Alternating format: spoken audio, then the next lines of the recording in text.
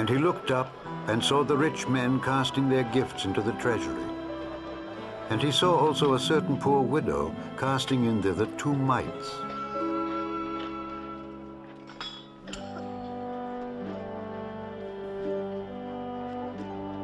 And he said, Of a truth I say unto you, that this poor widow hath cast in more than they all.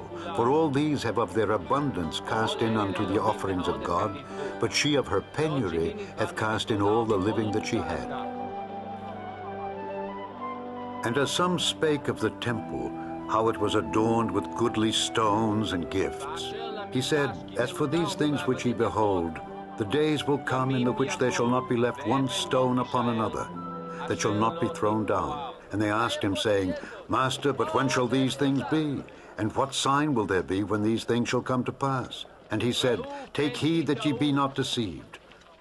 For many shall come in my name, saying, I am Christ, and the time draweth near. Go ye not therefore after them. But when ye shall hear of wars and commotions, be not terrified. For these things must first come to pass, but the end is not by and by. Then said he unto them, Nation shall rise against nation, and kingdom against kingdom. And great earthquakes shall be in divers places, and famines, and pestilences, and fearful sights and great signs shall there be from heaven. But before all these, they shall lay their hands on you and persecute you, delivering you up to the synagogues and into prisons, being brought before kings and rulers for my name's sake. And it shall turn to you for a testimony.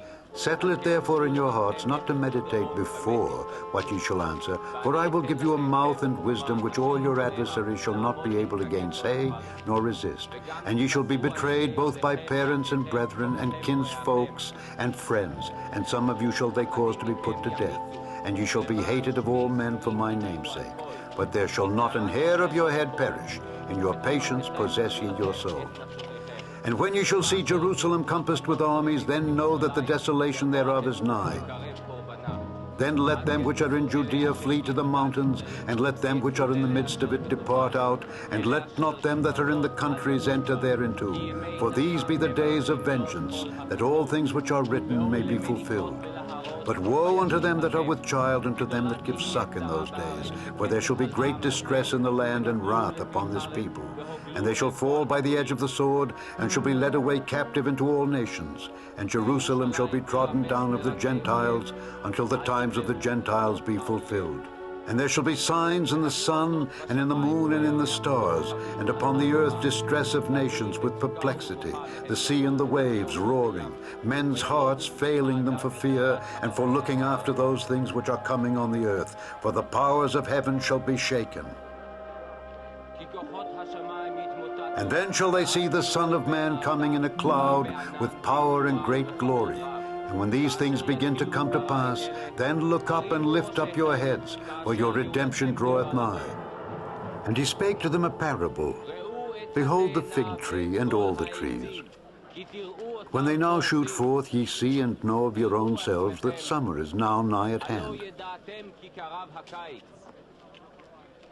So likewise ye, when ye see these things come to pass, know ye that the kingdom of God is nigh at hand.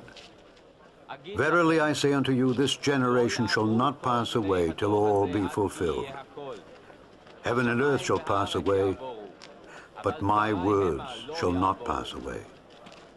And take heed to yourselves, lest at any time your hearts be overcharged with surfeiting and drunkenness and cares of this life, and so that day come upon you unawares. For as a snare shall it come on all them that dwell on the face of the whole earth. Watch ye therefore and pray always, that ye may be accounted worthy to escape all these things that shall come to pass, and to stand before the Son of Man.